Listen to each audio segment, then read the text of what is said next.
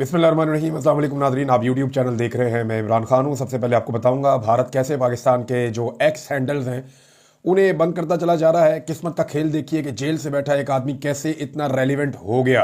अलीमा खान ने इमरान खान से रब्ते के बारे में क्या कहा, और आलिया हमजा साहिबा ने भी वो सौदा खरीदने से इनकार कर दिया जो एस्टेब्लिशमेंट मार्केट में रख रही है, और बहुत सारी चीज़ें हैं। लेकिन सबसे पहले ये कि ट्विटर के हैंडल बंद होते चले जा रहे हैं, और लगभग जितने भी इम्पॉर्टेंट एक्स के अकाउंट्स हैं या ट्विटर के हैंडल्स हैं पाकिस्तानियों के जो इन्फ्लुएंस कर सकते हैं इंडिया में, वो सारे के सारे बंद कर दिए गए। अभी मुझे भी एक 2 दिन पहले से आया हुआ था, अभी मैंने गौर किया कि जनाब मेरा अकाउंट भी वहाँ पे बंद कर दिया गया भारत में, और बहुत सारे दोस्त हैं जर्नलिस्ट हैं उनके भी बंद कर दिए गए हैं भारत में। जितने पाकिस्तान के सोशल मीडिया एक्टिविस्ट हैं जो इन्फ्लुएंस कर सकते हैं, उन तमाम के अकाउंट जो है वो इंडिया में बंद किए जा रहे हैं, और बड़े आराम से बंद कर देते हैं। सिर्फ ये कह देते हैं कि जनाब वहाँ पसंद नहीं है और उनको प्रॉब्लम हो रहा है, और ये बंद कर देते हैं, उनके कानून के खिलाफ है। अब सवाल यह पैदा होता है कि भारत का इन्फ्लुएंस इन एप्लीकेशंस पे इतना ज़्यादा क्यों है। देखिए, उन्होंने इस पर एक लंबी इन्वेस्टमेंट की है। उनके लोग जो हैं वो एक तो तादाद बहुत ज़्यादा है, मार्केट जो है वो 1.5 अरब की मार्केट है ऑलमोस्ट। उसके अलावा जो है उनके अंदर यूज़र्स बहुत बड़ी तादाद में है जो सोशल मीडिया को इस्तेमाल करते हैं, तो उनका कारोबारी मफाद भारत के साथ वाबस्ता है। दूसरा, भारत जो है वो उसके बहुत सारे लोग भारतीय शहरी इन एप्लीकेशंस के अंदर बड़ी अहम पोस्ट के ऊपर बैठे हुए हैं, और आजकल अमेरिका की हुकूमत में भी उनका बड़ा इन्फ्लुएंस है। तो ऐसी सूरत हाल में फिर उनका इन्फ्लुएंस तो रहेगा ना, और वो बंद करवा सकेंगे तो वो बंद करवा रहे हैं वो तमाम आवाज़ें। लेकिन ये एक बात तो कंफर्म होती है इससे कि भारत नहीं चाहता कि जो उनके साथ हुआ, स्पेशली जो राफेल वाली कहानी है, स्पेशली जिस तरह नरेंद्र मोदी की एयरफोर्स को शिकस्त हुई है, जिस तरह नरेंद्र मोदी को एक्सपोज करके रख दिया है पाकिस्तान के मीडिया ने, वो बातें भारत के शहरियों तक पहुंचे। भारत जो पहले प्रोपेगेंडा फैलाने का मास्टर था, अब वो परेशान है कि पाकिस्तान की तरफ से आने वाली सच्चाई को रोके कैसे, और रोकने का तरीका यह है कि बैन कर दो। लेकिन अगर आप वीपीएन लगाएंगे भारतीय शहरी तो हमें सुन पाएंगे, हमें देख भी पाएंगे। तो भारतीय शहरी जो सच सुनना चाहते हैं, क्योंकि ध्रुव राठी ने भी जो वीडियो बनाई, बड़ी अच्छी उनकी टीम रिसर्च करती है। ध्रुव राठी बड़े लंबे अरसे से प्रोग्राम्स कर रहे हैं, लेकिन उन्होंने जो वीडियो बनाई उसमें मोदी नजर आया मुझे पहली मरतबा। हालांकि वो मोदी के खिलाफ वीडियोस बनाते हैं, मोदी के खिलाफ बात भी करते हैं, लेकिन हकायक को इस तरह से तोड़ देना, मरोड़ देना, ये मैं देखता हूं कि ध्रुव राठी को ये करना नहीं चाहिए था। मेरी नज़र में बहुत सारे पाकिस्तानी जिनकी नज़रों में उनकी एक क्रेडिबिलिटी थी वो खराब हो गई, और होने की वजह यह है कि नरेंद्र मोदी का जो घिसा पटा किस्म का बयानिया है वो उठा के उन्होंने पब्लिक कर दिया, और एक साइड सिर्फ पिक्चर की दिखाई, दूसरी साइड उन्होंने दिखाई नहीं, या वो दिखाना नहीं चाह रहे थे। देखिए, मुहिब वतन हम भी हैं, आप भी हैं। जब भी कभी पाकिस्तान और इंडिया की लड़ाई हो तो आपको चाहिए कि आप इंडियन फोर्सेज का साथ दें, उनके साथ खड़े हो। हमें चाहिए कि हम पाकिस्तानी फोर्सेज का साथ दें, उनके साथ खड़े हो। तो अपने अपने मुल्क के साथ आपकी ये वफादारी का तकाजा होता है, लेकिन झूठ बोलकर नहीं, फ्रॉड करके नहीं। हमने आपके साथ फ्रॉड नहीं किया, हम आपको सादा सादा सीधा सीधा बता रहे हैं, और वो चीजें साबित हो रही हैं। लेकिन ध्रुव राठी ने जो कहानी सुनाई, पाकिस्तान को जैसे दहशतवाद साबित करने की कोशिश की, अब सेलेक्टेड किस्म के मुख्तलिफ एरियाज और पोर्शन उठा के उन्हें लगता था जहां पे पाकिस्तान को डीग्रेड किया जा सकता है वो लिखाया गया, और वो सारे हकायक जो इंडिया के खिलाफ जा रहे हैं या जो गंद इंडिया ने मारा उसके बारे देखिए तहकीकात भी नहीं हुई। आपने अटैक कर दिया इतने बड़े मुल्क के ऊपर, 2 एटमी कुव्वतें हैं, खुदा ना खास्ता पूरी दुनिया में आग लग जाएगी, मुसीबत बन जाएगी। लेकिन ठीक है, भारत और भारत का सोशल मीडिया और भारत की हुकूमत की जो हैंडलिंग है वो अब आपके सामने है। नाज़रीन, किस्मत का खेल देखिए कि एक शख्स जिसे इक़्तिदार में बैठाया गया जाली फार्म 47 के ऊपर, वो स्विमिंग पूल में बैठा और उसको सिर्फ इतला दी जा रही है कि ये हो रहा है और वो हो रहा है। उसे अंदाजा है कि उसकी औकात क्या है, वो जानता है कि उसको जो बताया जाएगा वही किया जाएगा, और ना वो किसी चीज के अंदर मुदाखलत कर सकता है, ना कुछ बेहतर कर सकता है, ना कुछ बुरा कर सकता है। लिहाजा उसे इन्फॉर्म कर दिया जाए, ये बहुत बड़ी बात है।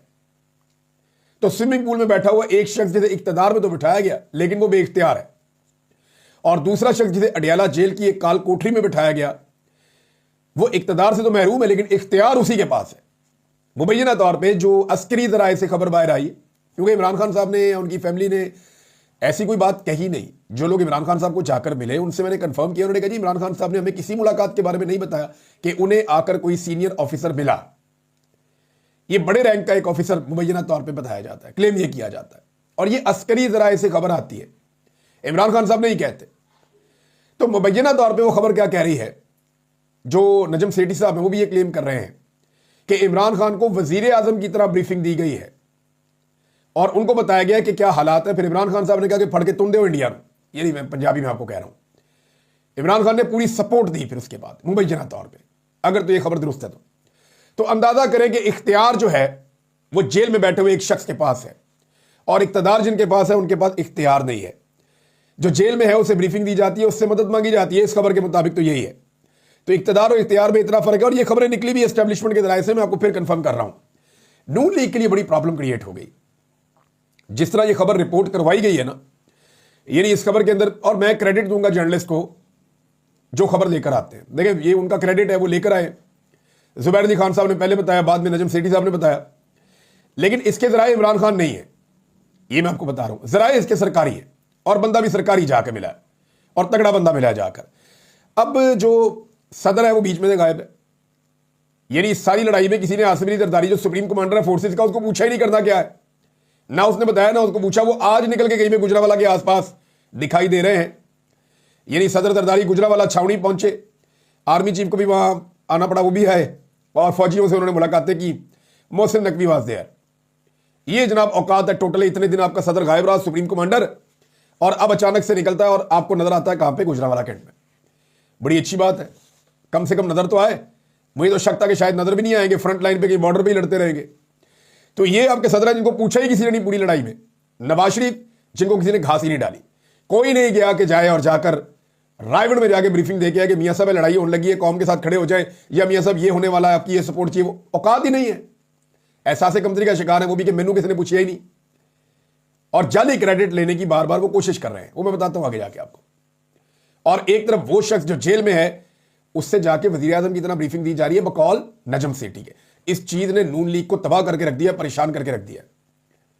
वो परेशान है कि वो आदमी इतना रेलिवेंट है और इतना ताकतवर है, इस बात का तो नहीं आइडिया है कि पब्लिक की ताकत उसके साथ है, लेकिन जो उसकी हैसियत है, जो अल्लाह ताला ने उसको सलाहियत दी है, वो भी इनके पास नहीं है।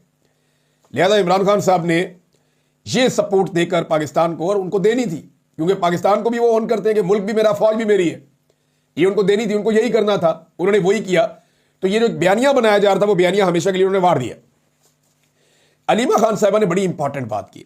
अलीमा खान साहबा ने कहा कि ये जो नजम सेठी वाली कहानी, अब ये जो खबर आई है, वो शख्सियत गई जाके इमरान खान साहब को मिले और जाकर उन्हें ब्रीफिंग दी जेल के अंदर। इस पे अलीमा खान साहबा ने कहा कि जी डीजी ISPR बताए ना, वो आए और आकर बताएं। उन्होंने बिल वास्ता इसकी तरदीद एक तरह से कर दी कि जी आप ये छोड़ें जो खबर आ रही है, डीजी ISPR खुद बताएं कि कौन गया था इमरान खान साहब को ब्रीफिंग देने और क्या ब्रीफिंग दी गई। अब दो लोग ही कंफर्म कर सकते हैं ना, एक तो डीजी ISPR जिनका महकमा है जो ब्रीफिंग देता है, या तो वो कंफर्म कर सकते हैं कि जनाब इमरान खान को जेल में जाकर ब्रीफिंग दी, या इमरान खान साहब कंफर्म कर सकते हैं कि जनाब मुझे जेल में आकर ब्रीफिंग दी गई है और मैंने कहा ठीक है पाकिस्तान की खातिर आप करें, चढ़ जाए इंडिया पे, मैं आपके साथ हूं। तो ये दोनों में से एक चीज एक ही बंदा कंफर्म कर सकता है, अभी तक किसी ने भी नहीं कहा। लेकिन अलीमा खान साहबा ने एक बात की है कि जब भी कभी इमरान खान साहब तहरीक का ऐलान करते हैं तो ये खबरें फैलाई जाती हैं कि इमरान खान साहब रिहा होने वाले हैं, पब्लिक को ठंडा रखने के लिए, तहरीक का मोमेंटम तोड़ने के लिए, कि पब्लिक जो है वो ठंडी हो जाए और इमरान खान साहब की रिहाई की खबरें फैलाई जाएं, मुज़ाकरात की खबरें फैलाई जाएं, बातचीत की खबरें फैलाई जाएं, बैकडोर चैनल की खबरें फैलाई जाएं। ये ट्रक की बत्ती है, ये बहुत सारे लोग अब यही कह रहे हैं। सलमान अकरम राजा साहब पार्टी के सेक्रेटरी जनरल, उन्होंने भी यही कहा। जुनैद अकबर साहब खैबर पख्तूनख्वा से क़यादत, उन्होंने भी यही कहा। अब अलीमा खान साहबा जो इमरान खान की बहन है वो भी यही कह रही हैं, जबकि जो आलिया हमजा साहबा है उन्होंने भी ये सौदा खरीदने से इनकार कर दिया। आलिया हमजा साहबा ने कहा कि इंडिया के साथ सीज फायर हुआ है तो फिर पाकिस्तान और इमरान खान के साथ भी सीज फायर होना चाहिए, लेकिन हालात और वाकयात इस तरफ इशारा नहीं कर रहे। उन्होंने भी कहा ऐसा कुछ नहीं होने जा रहा कि कोई सीज फायर हो रहा है पाकिस्तान तहरीक इंसाफ के साथ, या हालात बेहतरी की तरफ जा रहे हैं, ऐसा नहीं हो रहा, होता हुआ फिलहाल दिखाई नहीं दे रहा। तो ये सौदा खरीदने से उन्होंने भी इनकार कर दिया आलिया हमजा साहबा ने, क्योंकि दूध का जो जला हुआ होता है ना वो छाछ भी फूक फूक के पीता है, और ये सबको पता है। इतनी बार धोखा दिया गया है पाकिस्तान तहरीक इंसाफ को कि अब एस्टेब्लिशमेंट या उनकी जानिब से बताई गई खबरों पर कोई भी यकीन नहीं करता, ना कोई यकीन करने के लिए तैयार है। अब मंगल को इमरान खान साहब की मुलाकात है, देखते हैं मुलाकात होने दी जाती है या नहीं। अगर मंगल को इमरान खान साहब की मुलाकात होती है और वो कोई बात करते हैं तो वहां से कंफर्मेशन आएगी कि क्या वाकई कोई बात आगे बढ़ रही है या नहीं बढ़ रही, या इमरान खान साहब के स्टेटमेंट से आपको आइडिया हो जाएगा। नाज़रीन, नवाज शरीफ साहब का फिर एक बयान आया और बड़ा तफसीली बयान आया, ये मेरे पास सामने पड़ा भी हुआ है। नवाज शरीफ साहब मिले हैं इरफान सिद्दीकी साहब से, सेनेटर हैं, तो वहां स्टेटमेंट जारी किया गया। वैसे नवाज शरीफ साहब के ज्यादातर स्टेटमेंट या तकारीर इरफान सिद्दीकी साहब ही ये करते हैं मामला। उन्होंने कहा बहादुर मुसल्लह अफवाज ने इंतहाई पेशा वराना महारत और भरपूर अज़म से वतन का दिफा किया। नवाज शरीफ। नून लीग के सदर और साबिक वज़ीर आज़म नवाज शरीफ ने कहा कि पाक भारत जंग में हमारी बहादुर मुसल्लह अफवाज इंतहाई पेशा वराना महारत और भरपूर अज़म से सरजमीन वतन का दिफा किया। बड़ा लंबा स्टेटमेंट है, पार्लियामेंट का किरदार है, फिर मीडिया का किरदार है, और कौमी सलामती के लिए हर किस्म की सियासी तकसीम भुलाकर एक आवाज़ में बोलना खुशाइंद है। 24 करोड़ अवाम के जज्बात की तर्जुमानी करते हुए अपनी बहादुर मुसल्लह अफवाज का हौसला बढ़ाया अवाम के नुमाइंदों ने। ये नीचे करते करते मियाँ साहब का सारा स्टेटमेंट खत्म हो गया। मैं ढूंढ रहा था, ना लफ्ज़ है मोदी का, ना लफ्ज़ है RSS का, ना लफ्ज़ है भारत दुश्मन का। ये इस्तेमाल ही नहीं किया मियाँ नवाज शरीफ ने। अंदाजा करें आप, यानी दोस्त होना तो मियाँ नवाज शरीफ जैसा हो। इस जैसा दोस्त किस्मत वालों को मिलता है, ऐसा यार रोज नहीं मिलता।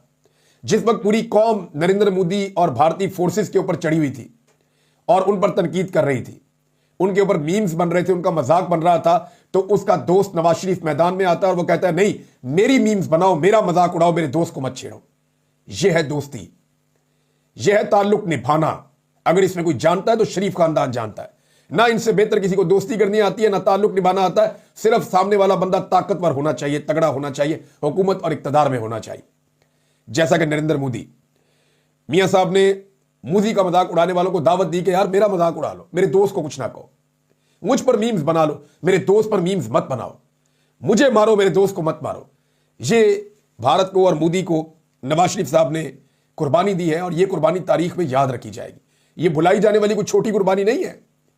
3 दिन से मियां साहब पर मीम्स बन रहे हैं, लेकिन हद है कि उन्होंने अभी तक मोदी का, RSS का या भारत का दुश्मन का नाम नहीं लिया। उन्होंने खामोश होकर बैठे हैं। नया स्टेटमेंट है, उसके अंदर भी ये चीजें शामिल नहीं है।